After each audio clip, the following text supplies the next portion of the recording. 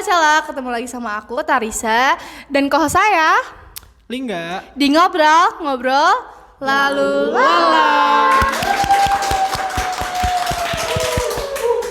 Nah guys, kita kedatangan tamu nih, tamu baru ya nggak sih dari PCIMM Kota Bandung. Nah oke, kita perkenalan dulu nggak sih? Akang namanya siapa? Nama Ali Ahmad Al Farisi, Tarisa, Lingga, Kang Lingga maksudnya. Terus? Gak apa-apa kan lucu. Ya lucu. Nah, Terus apa?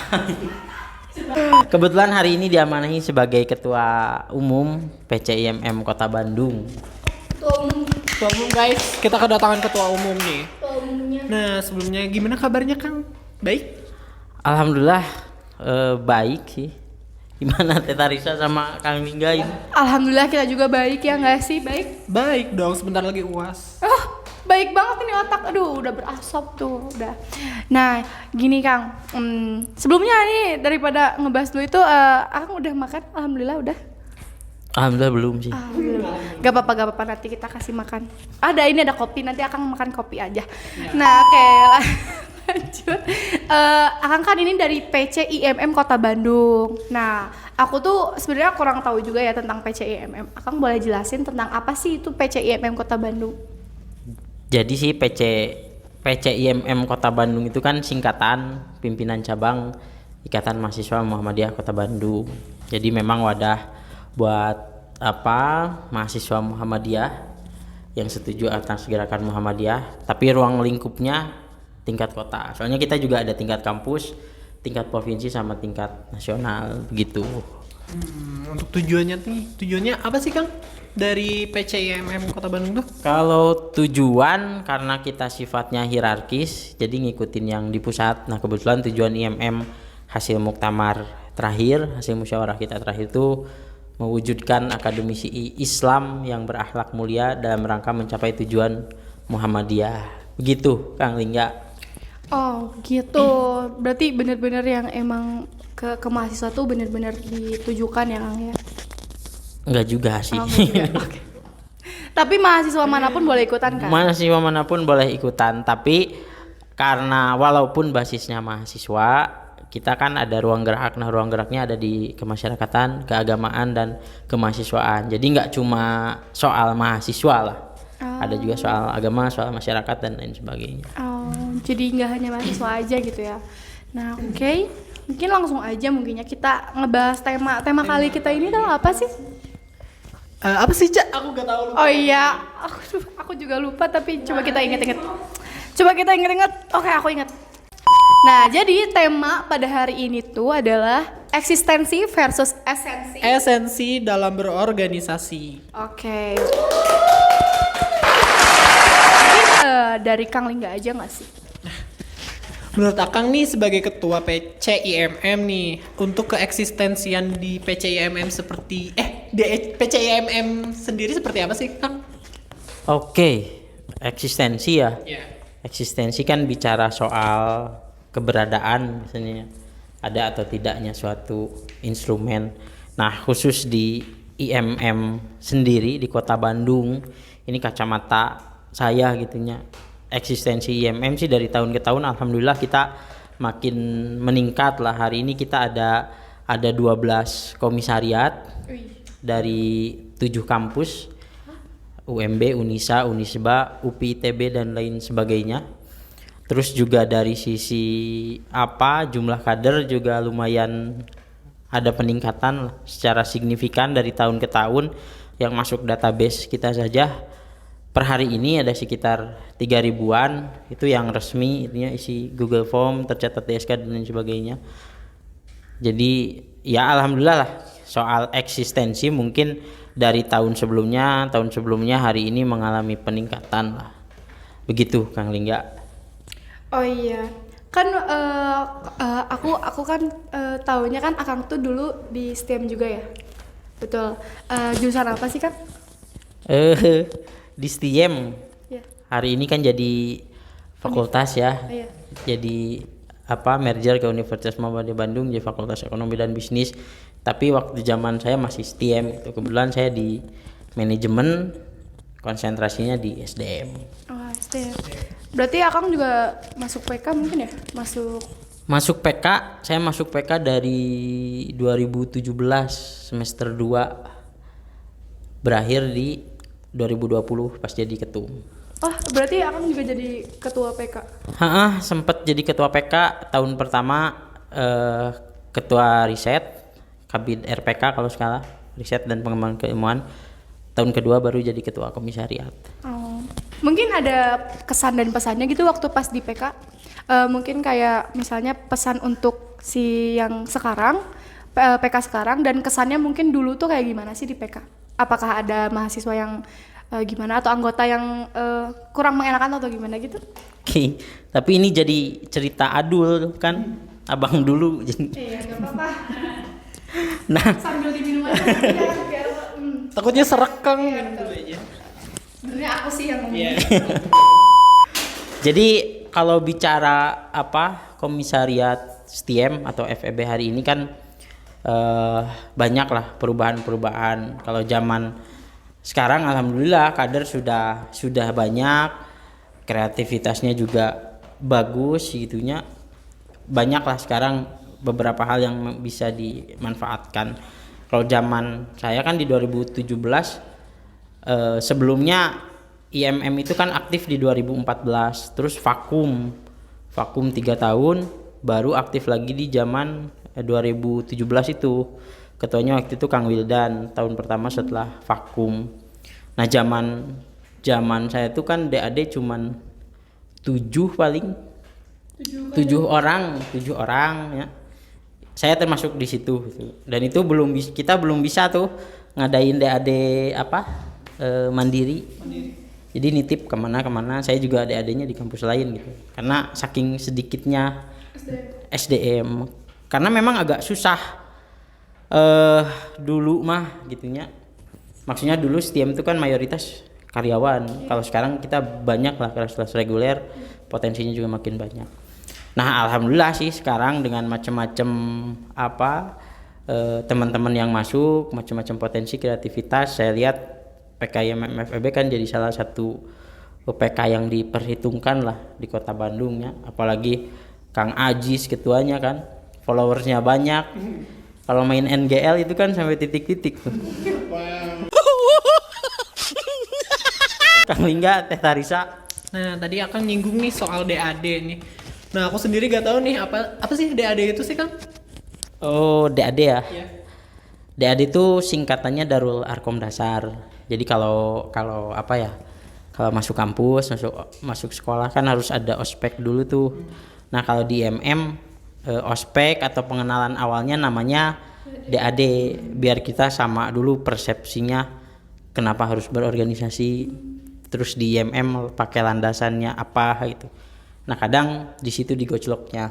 Jadi kalau kita sih biasanya di teman-teman cabang nganalogikannya tuh begini, kalau misalkan pindah dari misalkan Ujung Berung ke Cileunyi kan harus tahu naik bus apa, turun di mana, jalurnya kemana.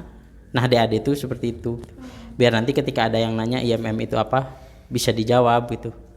Jangan sampai masuk IMM nggak tahu gitu ya. Dari Ujung Berung ke Cileunyi nggak tahu itu naik mobil apa dan lain sebagainya gitu sih. Jadi kayak ospek lagi mungkin ya, Kang ya. Ya bisa dibilang ospek, tapi kayaknya lebih enak disebutnya pengenalan aja sih. Oke, terima kasih Akang atas penjelasan DAD-nya. Nah, mungkin kenapa kita ikut DAD tuh biar kita tuh kader-kader tuh biar satu tujuan mungkin ya Kang ya. Oke, mungkin kembali lagi ke topik mungkinnya tentang eksistensi. Nah, gimana sih eksistensi IMM biar tetap eksis gitu di kampus Universitas Muhammadiyah ini? Gimana caranya IMM bisa tetap eksis? Ya satu-satunya cara dan memang hal yang jadi konsekuensi logis kan adalah dengan terus melakukan kaderisasi gitu ya, ngerekrut orang, ngadain kegiatan dan lain sebagainya. Tapi sesungguhnya kan poin intinya menurut aku gitu ya, zaman sekarang sangat beda gitu IMM dibanding zaman dulu lah 2017, 2018, 2019 sampai ke sana. Nah, poin inti sekarang adalah gimana caranya biar buat IMM ini sebagai ya tadi organisasi yang inklusif gitu, organisasi yang terbuka. Karena jujur ini jadi satu hambatan gitu buat teman-teman lain mungkin. Karena aku pribadi juga bukan berasal dari Muhammadiyah, nggak sekolah di Muhammadiyah, orang tua bukan Muhammadiyah dan lain sebagainya. Kadang ini jadi satu hambatan ketika masuk di IMM. Makanya pas maju kemarin di pencalonan ketua cabang ngeluarin gagasan IMM inklusif tuh di situ. Kadang kita terbatas akan hal-hal seperti itu.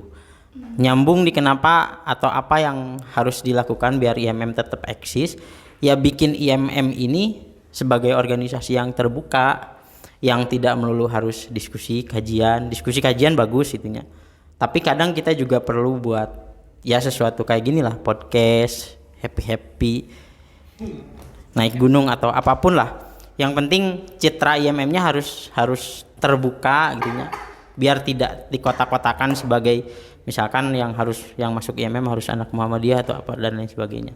Nah justru ketika ada pengkotak-kotakan seperti itu, IMM-nya akan makin kecil. Gitu sih.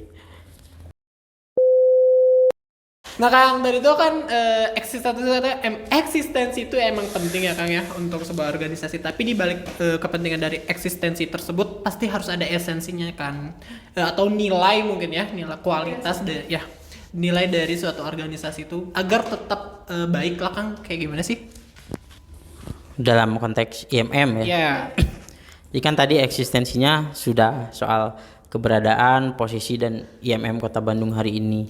Sekarang bicara esensinya, bagaimana kemudian IMM ini tidak hanya sekedar eksis, ada, tapi kan juga bisa bermanfaat.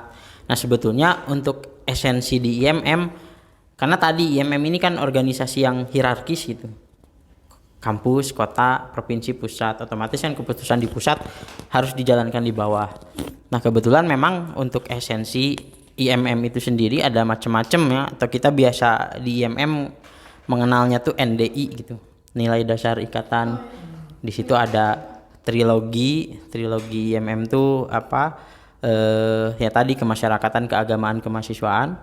Lalu ada kompetensi dasar, kompetensi apa saja yang minimal harus dikuasai oleh teman-teman IMM.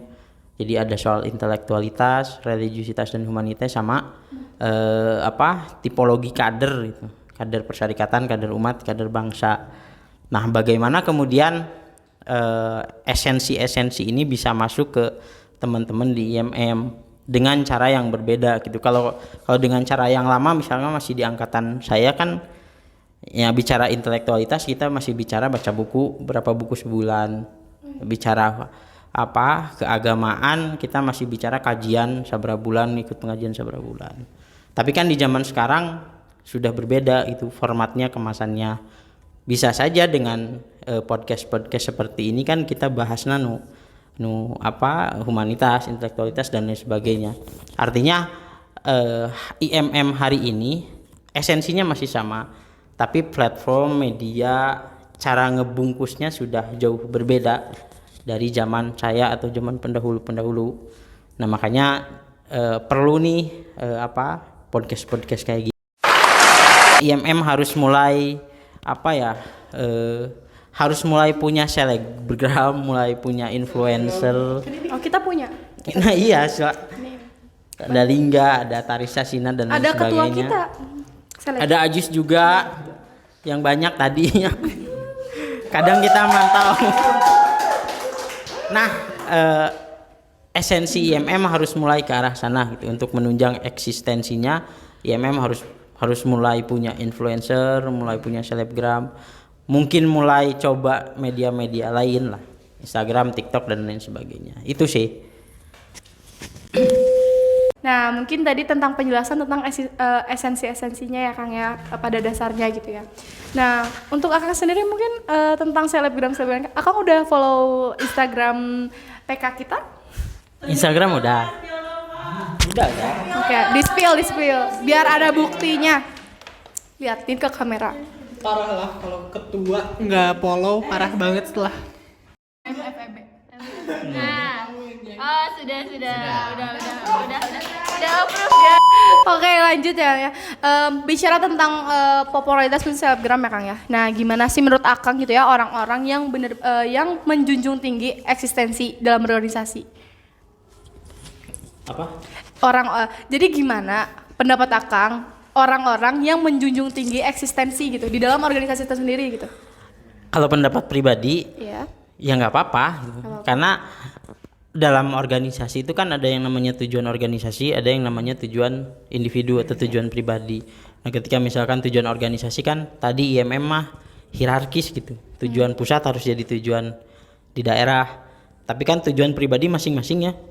Ada yang mungkin pengen punya relasi, pengen ngelatih public speaking, pengen eksis dan lain sebagainya. Silahkan saja, itu mah dalam pandangan pribadi ya. Karena bagaimanapun tujuan pribadi kan nggak bisa dihalang. Iya. Nah, tinggal kan bagaimana kemudian eksistensi tersebut bisa ngebantu organisasi kan buat mencapai tujuannya. Jadi itu sah-sah saja sih, silahkan.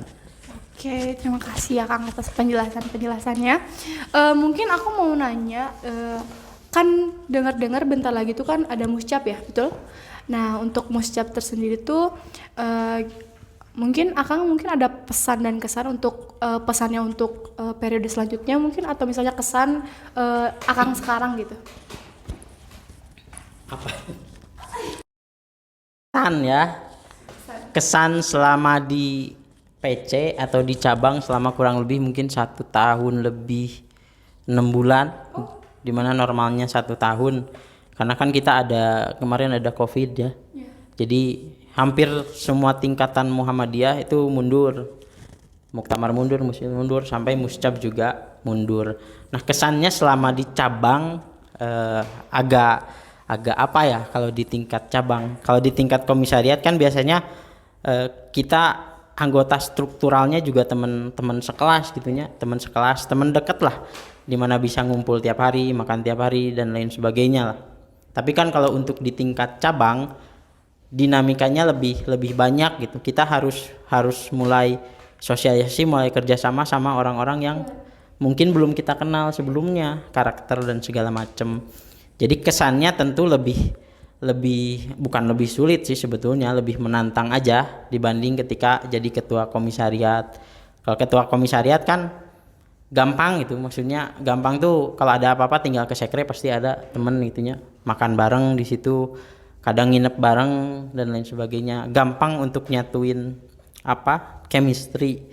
Kalau di cabang agak susah karena latar belakangnya beda-beda, tapi gampangnya adalah gampang diakses, maksudnya akses dengan pemerintahan, dinas-dinas, DPRD dan lain sebagainya, karena skupnya lebih luas itu dibanding tingkat komisariat yang mungkin hanya sekitar kampus. Jadi secara tantangannya lebih berat karena harus menyatukan banyak kepala dengan banyak latar belakang yang berbeda. Tapi enaknya perihal akses dan pembelajaran lebih bagus. A few moments later. Jadi banyak mungkin di relasi juga enak ya Kang ya, di relasi. Oke, mungkin untuk pesannya untuk yang periode yang akan datang tuh ada nggak sih atau gimana? Oke, pesan untuk siapapun teman-teman nanti yang mau ngejabat di cabang. Pesannya sih keep struggle aja karena akan beda dengan teman-teman di komisariat. Karena kan kalau di tingkat cabang mungkin sudah ada yang lulus, menikah dan lain sebagainya, otomatis kesadaran atau keleluasaan buat waktu di organisasi agak kurang gitu. Jadi kalau di komisariat mah mungkin karena masih kuliah, teman dekat, gampang gitu ngumpul atau apa. Kalau di cabang agak sedikit waktunya agak terbatas lah. Jadi makanya keep struggle itu, karena ketika nanti suruh ngumpul nggak ada dan lain sebagainya, itu harus tetap semangat gitu maksudnya. Gitu godaan sih Kangnya itu mah. Godaan gitu di tengah. Ya itu mah dinamika lah. Pasti ada seleksi alam merenannya Kang ya. Nih Kang, untuk rencana kedepannya nih Kang, setelah menjadi demis mau gimana sih Kang? Oh, setelah demis ya. Ya. Jadi kan beres. Sebetulnya aku sekarang. Jadi Kumaha sebenarnya sekarang juga sudah ngerangkap gitu. Jadi selain ketua cabang Kota Bandung, jadi bendahara 1 juga di DPD IMM Jawa Barat. Terus kan juga lagi lanjut studi gitu. Karena kan tadi tujuan IMM kan mewujudkan akademisi Islam. Jadi mau nggak mau memang studi harus coba lanjut dengan berbagai cara gitunya. Nah ini kan juga sebetulnya plusnya di IMM tuh ada jaringan atau relasi tertentu gitunya, ada Ayahanda Muhammadiyah dan lain sebagainya. Jadi ketika ada satu tujuan ya tadi kayak mau lanjut studi, tinggal silaturahmi aja, sering-sering silaturahmi ya lumayan dapat potongan itu 50%, 70% mah gitu Kang Lingga. Kan tadi Kang nyinggung-nyinggung tentang musyawarah cabang nih Kang, diundur nih. Dengar-dengar musyawarah cabang mau diadain kapan nih Kang? Spill dong. Oke, di spill ya. Spill. Sesuai kebetulan 2 hari kemarin kita tuh ada pleno diperluas. Jadi cabang sama perwakilan komisariat itu ngumpul lah, bicara tanggal dan lain sebagainya. Jadi sebelum ke Muscab kan ada tahapan tuh, ada Rakorcab. Rakorcab itu kita rencananya ada di tanggal 5 sampai 6. Karena kan tadinya Muscab itu tanggal 27, enggak 27 Januari. Cuman memang teman-teman UMB lagi pada UAS. Jadi kita undur sampai beres UAS. Rakorcab tanggal 5, tanggal 6 dan Muscab ada di tanggal 14 Februari. Wah, berarti kalau misalnya 14 Februari itu bertepatan dengan hari-hari kasih sayang mungkin ya Kang ya. Stay tune aja ya. Enggak, hari pemilu kalau 2024. Oh. Oh iya betul. Nah, tadi bincang-bincang kita kali ini bersama Kang Ali, banyak sekali yang dapat kita ambil. Nah, untuk kesimpulannya, eksistensi dalam berorganisasi penting, tapi esensi juga tidak kalah penting ya Kang ya. Nah, untuk Muscab, stay tune aja ya, ditunggu aja. Nah, ada closing statement mungkin Kang dari Akang? Oke. Jadi tadi eksistensi itu penting, tapi esensi juga penting. Jadi tidak bisa dua hal ini dibandingkan satu sama lain. Saya jadi ingat sih ada satu pepatah mengatakan bahwa eksistensi itu kan kubangan dangkal yang kotor. Esensi itu diibaratkan sumur sempit yang dalam, maka butuh penggabungan keduanya untuk menjadikannya samudra yang dalam dan luas. Gitu teman-teman. Eta mun di backsonan mah make nu ungu kakak. Enggo tah. Gitu ya teman-teman. Jadi eksistensi dan esensi sama-sama penting. Sama-sama penting. Mungkin itu ya dari semua penjelasan tentang eksistensi versus esensi dalam berorganisasi. Nah, mungkin kita akan closing mungkin ya Kang ya. Akang tahu kan tadi briefingan kita gimana ya? Yang mana? Yang gini. Iya, betul. Oke, terus nanti terakhirnya gimana?